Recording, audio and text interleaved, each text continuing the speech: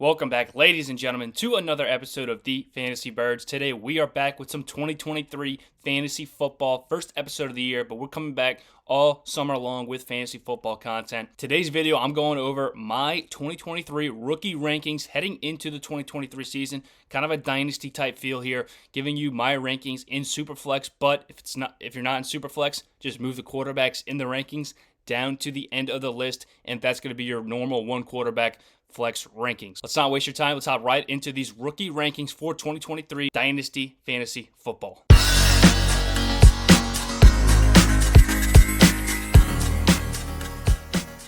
In our number one tier, alone at the top, should be no surprise. It's going to be Bijon Robinson, the first running back taken off the board. Top 10 pick to the Atlanta Falcons. Bijon Robinson, amazing prospect coming out of Texas. Lands in a perfect spot in Atlanta. Arthur Smith loves to run that ball over and over and over again. We saw Tyler Algier have a very productive end to the season, won some fantasy football championships, and Tyler Algier is nowhere near the running back prospect that Bijon Robinson is. Don't need to go too much in depth. Bijon Robinson is the 101 in Dynasty rookie drafts. Arguably a top 3 running back in redraft leagues this upcoming season. So no question about it, Bijon Robinson is the best rookie to draft. In my opinion, even in Superflex leagues, I want Bijon Robinson everywhere I can get him. Our second rookie, like I said earlier, if you're not in Superflex leagues, move these quarterbacks down the list. But in Superflex drafts, I'm going with Bryce Young, the 101 in the NFL draft, quarterback out of Alabama. We saw this guy do a lot when he had a bunch of wide receivers on his team. We saw him do very well, not as productive when he had no wide receivers. So that tells me he can work with whatever talent group he has. His first couple seasons in Carolina is not going to have much to work with. I still think he's going to be a phenomenal player in the National Football League. Doesn't have the rushing upside as some of the other guys in this class, but what he can do from the pocket, even at a shorter stature, I'm not worried about that. We've seen guys like Russell Wilson, Drew Brees, Kyler Murray all be productive at that shorter stature, so that's not worrying me. Such an elusive guy in the pocket. We saw that emulated in the game against Texas in Austin this season. Alabama probably should have lost that game against the Longhorns, but Bryce Young's elusiveness in the pocket against these edge rushers really is what won that game. Extended plays. Not exactly a scramble quarterback, but definitely mobile enough to provide some fantasy rushing upside. And we know what he can do in the pocket. As the first pick in the draft, he's going to be my number one quarterback. Not the ceiling with some of these other guys, but very, very high floor, I believe, for a long stretch, which is what we want at the quarterback position in Dynasty Fantasy Football in Superflex League. So he's my second rookie off the board. My third rookie, the 103 in Dynasty drafts, in my opinion, Anthony Richardson, the quarterback from Florida. The ceiling for Richardson, the highest in this draft class by far, in my opinion. He has the ability to be the 101 in your startup Dynasty leagues in the coming years. The athleticism is absolutely off the charts. We saw that displayed in a couple games last year in Florida. In particular, when he played against LSU, we saw a 50-yard touchdown pass to open the game and then a 75-yard touchdown run, making multiple guys miss to close out the game. This guy is such an athletic freak. Reminds me a lot of Josh Allen, just the stature, the speed, the size. The cons with Richardson, he also has that accuracy problems like Josh Allen had in the beginning of his career. Really didn't play much football at Florida, so he really needs to work on his craft in Indianapolis, but that's a great place to land. Not really a dumpster fire type team. They have some pieces around him that should be able to facilitate his growth in the offense. With that rushing ability he has at that frame and speed, he's a great option at the quarterback position, but there is some risk here. That's why I have Bryce Young over him. If he can't develop that accuracy and be more of a pocket presence, his time in the NFL won't last very long. But given he's a top 5 pick, he's going to have every opportunity he has to succeed. So that's why we're ranking him as the number 3 player and number 2 quarterback off the board. In one quarterback leagues, I would actually take him number 1, given the fact that you're shooting for that high ceiling, and he's the only guy that really has that 101 type climb that he could get there with a Jalen Hurts, Patrick Mahomes, and Josh Allen, given a crazy upside in the running game like we talked about. My fourth guy off the board, actually going to be kind of a surprise here, Jamir Gibbs over some other guys we'll talk about later. But I love Gibbs for the fact that in PPR leagues, he's a receiving monster, one of the best receiving prospects we've seen come out of the draft. So we know he's going to be dominant in the receiving game, great on third down. And this Lions offense is a team I want to be investing in going forward. Great young offensive line, team on the rise with weapons like Amon-Ra St. Brown, like Jameson Williams, who will be back later in the season after his suspension. But these young offenses, if we can get them while they're young and at a cheaper value in Dynasty, and this offense can become a top 3, top 5 offense in the National Football League, you're getting great value on him. Jamir Gibbs profiles to be that Alvin Kamara type receiving back. Not exactly a workhorse back at his size, but in fantasy football, you're not really getting that too much anymore. The Derrick Henrys of the world are kind of going extinct in the NFL. You're looking more guys that you want them on the receiving down and in the red zone, and Jamir Gibbs could be that guy. David Montgomery is going to be a thorn in his side between the 20s, but as long as he can carve out a sizable role in the red zone, I really like Jamir Gibbs based off that receiving upside, a great offensive line and great offense in a dome setting at home in Detroit. Jamir Gibbs is one of my favorite prospects this year. Clear number 2 running back, gets that draft capital at the number 12 pick in the NFL draft. Lions very excited to take him. They're going to incorporate him into their offense immediately, shipping off DeAndre Swift, who had a decent career in Detroit, just couldn't stay healthy. So they're ready to move off him and give this role to Jamir Gibbs. I'm very excited for him. That's why I have him as my 4th guy off the board in rookie drafts. The next guy I have off, actually going to be a tier below these other guys. CJ Stroud, the quarterback for Ohio State. Very, very accurate passer, which is going to translate to the NFL. But the reason I have him a tier below these other guys, we've seen these Ohio State quarterbacks. They have everything handed to them at Ohio State. The best wide receivers, the best offensive lines in the Big Ten. Sometimes that game doesn't translate to the NFL where they're given a supporting cast that isn't as good as what he had in Ohio State compared to the competition in the NFL. Not saying CJ Stroud won't be a good quarterback, but that coupled with the rushing upside he did not show at Ohio State, at Georgia in the game in the college football playoffs, he had some rushing ability. He says he runs when he needs to, and he said at Ohio State he was trying to be more conservative and stay healthy, and most of their games were blowouts. That's why he wasn't running as much, but still, he wasn't doing that much in college compared to these other quarterbacks. I don't think there's going to be a significant rushing production at the next level. Still going to be some more than what he was in college. But still, that's limiting his upside. Houston Texans, not a terrible landing spot for Stroud, as he's got some more weapons coming in. Dalton Schultz comes over from the Cowboys. Got a good running back in Pierce. So the offense won't be miserable as it was, as bad as it was last year. But still, I like Richardson with his rushing upside that much more over Stroud. That's why I got him as a tier below these other guys in the draft. But still a good pick and a promising young quarterback to anchor your team around in Dynasty. My 6th guy off the board, the 106, I have the first wide receiver here, Jackson Smith-Njigba out of Ohio State. Didn't play last year with an injury, decided to sit that year out and prepare himself for the NFL draft.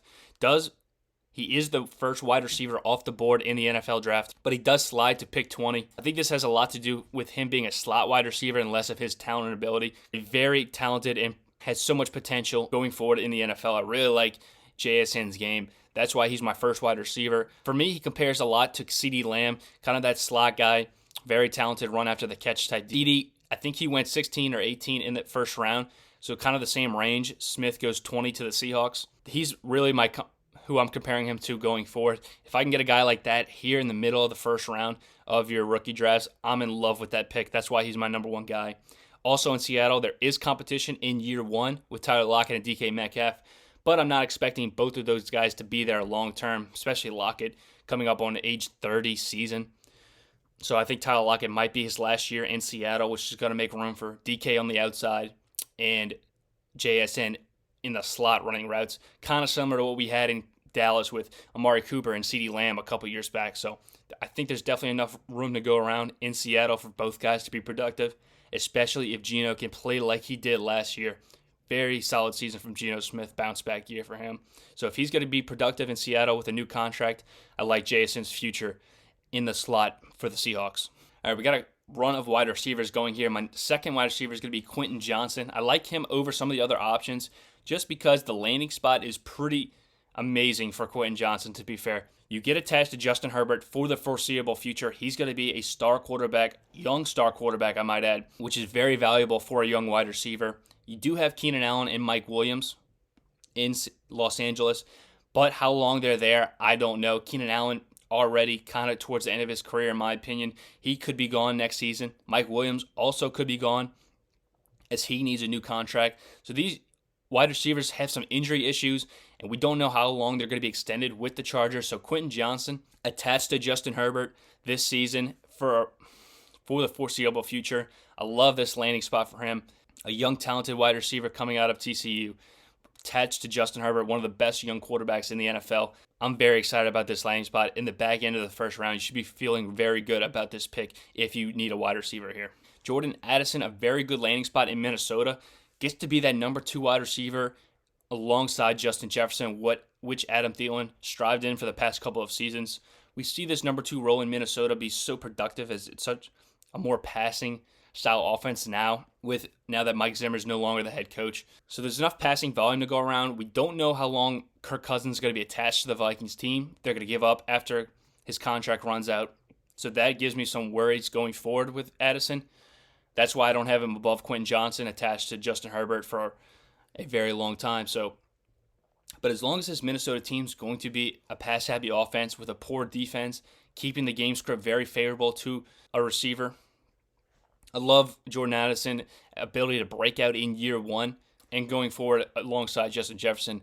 It's a great number 2 to have. Some people actually had Addison as the number 1 wide receiver in this class, so getting him this late in the first round in a good offense could be considered a steal. But with that question mark at quarterback and Cousins in the future, that's why I got him below Quentin Johnson. All right, this is our 4th wide receiver in a row, but it's going to be a tier gap below those other 2 guys I talked about.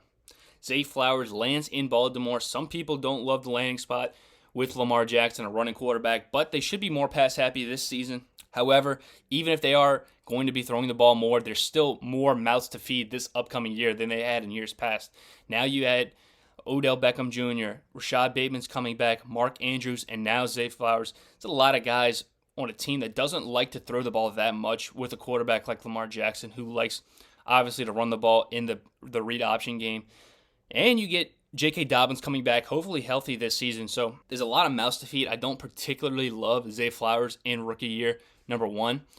But long-term, he could become the number 1 option after OBJ. Obviously, this could be a short stint with the Ravens. And then I don't know if they want to re-sign Rashad Bateman. So he has a path to be the number 1 wideout in the future. Personally, I don't like drafting Zay Flowers this season. I think I would rather get a discount on him either next offseason or mid-season.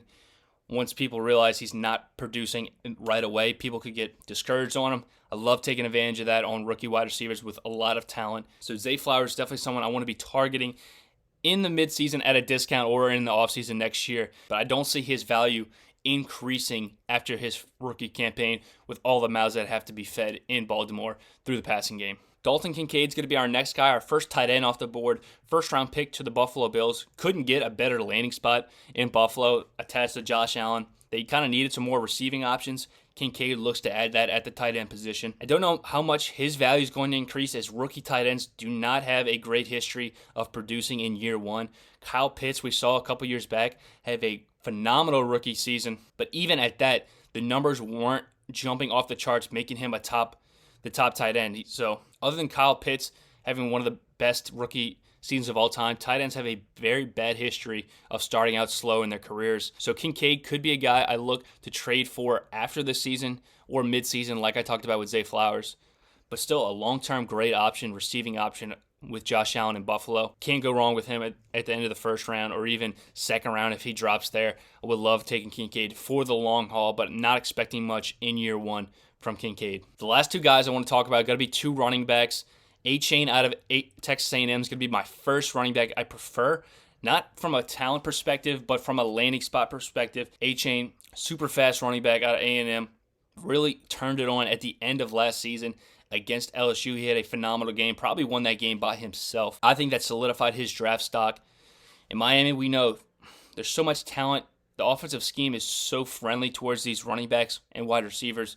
Coming over from the San Francisco Shanahan offense, we know how dominant running backs can be in that game plan. Miami's looking for a new running back. Raheem Mostert, towards the end of his career, never been a workhorse type back. If A-Chain can step into the number 1 role, I think you're getting an absolute steal here at the end of the first round in your rookie drafts. With guys like Tyreek Hill and Jalen Waddle for defenses to key in on, A-Chain could be an afterthought and could look to provide some serious value in year number 1 at the end of their first round at the running back position. Could be the steal of the draft. Guys, we're looking at how did he fall to the end of the draft. I think this guy has that potential. That's why he's moving up above the guy I'm going to talk about next, who I think is more talented, has more potential, but the landing spot just isn't there for me. And that guy's going to be Zach Charbonnet, who goes to the Seahawks. Now, if Zach Charbonnet went to the Dolphins, we'd be looking at this guy going in the middle of the first round. But unfortunately for him, he goes to the Seahawks. Still going to be a productive player and get a lot of playing time. I think him and Ken Walker are going to be more of a 60-40 split. So it's definitely questionable.